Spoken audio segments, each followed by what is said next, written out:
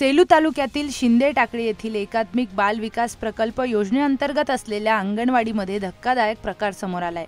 या अंगणवाडीमध्ये चक्क कीड लागलेले धान्य लहान मुलांच्या आहारामध्ये देण्यात आले आहे। हा प्रकार पालकांच्या लक्षात आल्यानंतर पालकांनी ग्रामपंचायत कार्यालय शिंदे टाकळी यांच्याकडे तक्रार केली।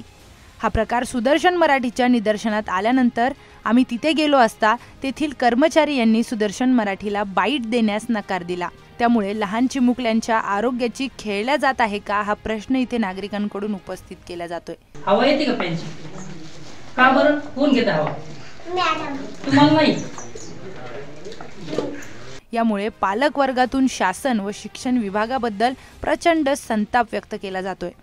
विशेष म्हणजे अंगणवाडीमध्ये बसवलेले फॅन या अंगणवाडीतील चिमुकल्यांसाठी बसवलेले होते, पण या फॅनची हवा चिमुकले सांगतात की मॅडम आम्हाला घेऊ देत नाहीत।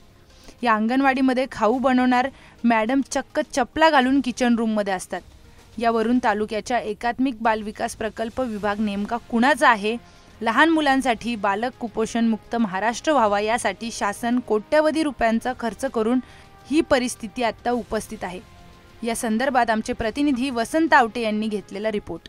तक्रारी येत आहेत। तसं या 2-3 दिवसात पालकांचं असं म्हणणं आहे की वारंवार खाऊमध्ये जे आहेत म्हणजे आळ्या वगैरे निघत आहेत किंवा किडे निघत आहेत। त्या संदर्भात आज पालकांच्या विनंतीला मान देऊन मीटिंग ठेवण्यात आलेली आहे। त्यामध्ये पालकांचं असं म्हणणं आहे की खाऊमध्ये तर म्हणजे किडे वगैरे निघत आहेत, पण त्याचबरोबर शाळेचा जो टायमिंग आहे पोरं येऊन वापस चाललेत, अंगणवाडी बंद असते असं त्यांचं एक म्हणणं आहे की टाईमवरती नाही आहेत। दुसरं म्हणजे त्यांचं म्हणणं आहे की स्वच्छता राखा जे अंगणवाडीमध्ये आहे। अशा 2-3 पालकांच्या भरपूर तक्रारी आहेत की खाऊ संदर्भात पण असा म्हणजे त्या संदर्भात जी मीटिंग लावली त्या बोलण्यासाठी आलेलो आहे। तर मॅडमला म्हणजे विचारणा झाली आहे, त्या अहवाल वगैरे दाखवतील। त्यांचं म्हणणं आहे की त्यांनी वरती तक्रार दिलेली आहे खाऊ खराब आल्याबद्दल, तर त्यासाठी तुम्ही अहवाल वगैरे बघून घ्या आणि टाईमचं पण तर त्यांच्याशी बोलून पालकांचं आणि ह्यांचं तक्रार निवारण करण्यासाठीच इथं आलेलो आहे, तर ते करून घेऊ आपण सगळ्यांच्या म्हणण्यानुसार। भरपूर अशा तक्रारी आहेत, तसं यापुढे नाही होणार याची त्याही दक्षता घेतील आणि पालकांनी वारंवार शाळेकडे यावं ही माझी विनंती आहे। की तुम्ही हे लेकरांना खाऊ घातले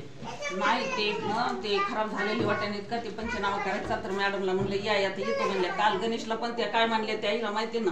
ते किती दिवसापासून आहेत वाटाणे इथं? वाटाणे किती दिवसापासून आहेत मॅडम सांगा ना काहीतरी आम्हाला, कारण की जे तुमच्या खाऊ बनवणार आहेत त्यांनी अशा प्रतिक्रिया दिल्या की ते आमच्या शिक्षकालाच माहिती आहे, आम्हाला काहीच माहित नाही। ते जे देतात तेच आम्ही बनवतो। हाताने घेतात ते हाताने घेतात का? सर्वप्रथम मी 8 दिवसाखाली मुलीचा खाऊ तपासला, त्यामध्ये किडे निघले। तर मी म्हणलं जाऊ द्यावा, कसं आहे आपल्या घरी बी होऊ शकतंय। मी त्या दिवशी विषय टाळला। पुन्हा 2-3 दिवसाने बी पाहिला मी खाऊ, एवढा घरी आज समजा शेतीचे कामं असतात पण घरी होतो, त्या दिवशी निघलं। नंतर मग परवा दिवशी मुलगी घरी आली खाऊचा डबा घेऊन, मी म्हणलं आज काय खाऊ केला मॅडमनं? पाहू म्हणल्याच्या नंतर त्याच्यात घेतलं तर सगळे वाटाण्याला भुंगा होता लागलेला। बरं भुंगा असू द्या लागलेला, पण ते त्याच्यात भुंगे होते सगळे डायरेक्ट किडेच। मी मग मॅडमला फोन लावला, म्हणलं मॅडम वाटाण्यामध्ये भुंगे किडे येलेत बाबा। तर मॅडम म्हणले आता वाटाणे संपले भुंग्याचे।